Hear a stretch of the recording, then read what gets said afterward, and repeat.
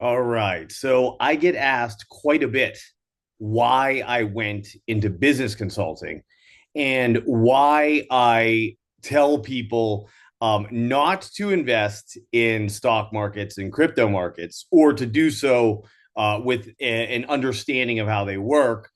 So how can I be in business consulting and have spent 20 years in finance and then tell people that I don't think what you want to learn is how to trade necessarily? You want to understand how markets and economies move and work so that you understand the game that you're playing. And you want to have financial literacy, right? So, financial literacy meaning you should have a financial plan in place, an active financial plan that you make adjustments to, and you should understand the rules, right? So the rules being, if I do this input, what is the output? What are the risks versus reward? Okay, now why do I say that trading or learning how to trade is not exactly what I do after spending 20 years perfecting that craft while running businesses for myself in that same time period?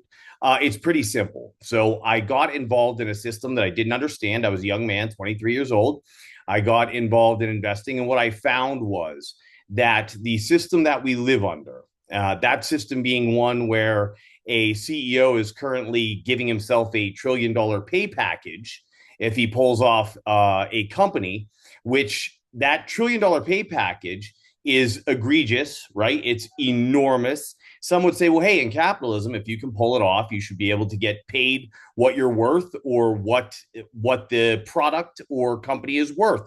I do agree with that. However, I think we can all agree that $1 trillion is not something that anyone could ever spend, that you really have that much use for. So we have to wrap that in greed. We have to say that you're being greedy or you're playing the game of zeros. So you're not playing to support anything. You just want to see how many zeros you can attain before you pass away. Now, this is the tough truth. And this is why I tell people not to learn to trade or to invest in crypto or things like that, because those are systems. Those are the systems that we live under now. We have lived under this Federal Reserve stock market system for a very long time, right? So the Federal Reserve, 1913, the stock market really didn't come to be until 1933 after the big bankers caused a crash in which they were able to buy up all the stock. Now, why shouldn't we trade that? Because then we are operating with the same greed as a CEO that is trying to get $1 trillion. And what I mean by that is this: you want to get something for nothing. How do I get 10, 20, 30, 40% a year or a month or whatever it is you're after? You're effectively trying to get something for nothing. And that in itself is greed, believe it or not. Even if the money you're making there is really just helping you get by, you're trying to get something for nothing. And while doing that, you're enabling the people at the top to get $1 trillion pay packages, which then allows for political corruption, political influence. If you prefer the term political influence, that's fine as well. Political influence, which really political influence is enough, right? But then you go into buying assets, you're buying up all the homes, right? You're buying up all the cars, so on and so forth. Now, what does that system have to do with the crypto system? Because after all, the crypto system is designed to shut down the Federal Reserve, right? That's what you're told.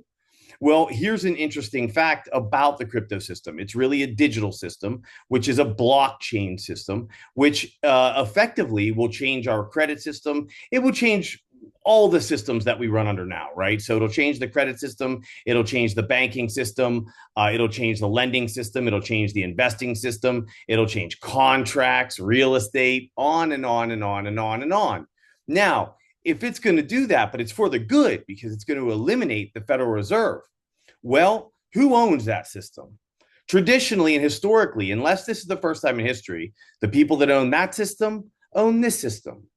And that's why, for so long, the biggest banks and brokerages and financial companies in the world spoke against crypto. Why'd they do that? They're buying it all. That's why. Now that they have it, they're out there telling you how great it is and that you should be involved in it. So they have control of this system without having to crash a market.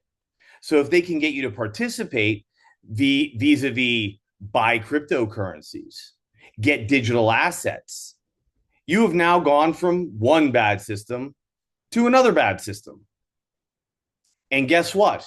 If you're sitting up there at the top, you now have contracts you can lock in at the blockchain. So if you thought it was hard, for example, musicians talk about it a lot. They get locked into these egregious contracts that effectively allows the record labels to own them.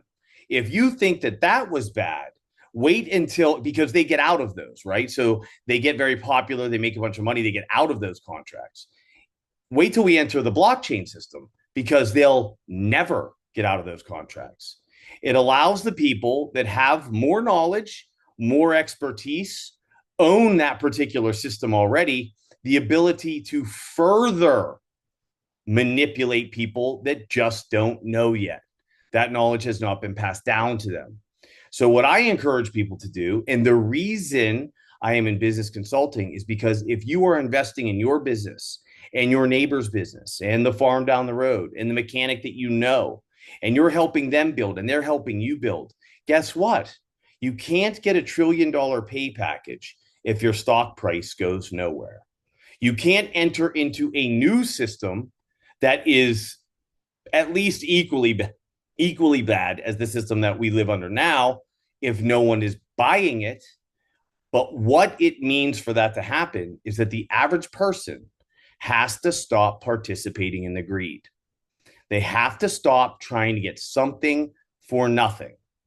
That's why I talk the way I do. Now, to be perfectly clear, this is not a judgment on anyone who does invest. It is not a judgment on anyone who chooses to participate. I just believe there's a better way. And 25 years of experience and the study of history, economics, and market based tells me that to go into this new blockchain crypto system just creates the next circle.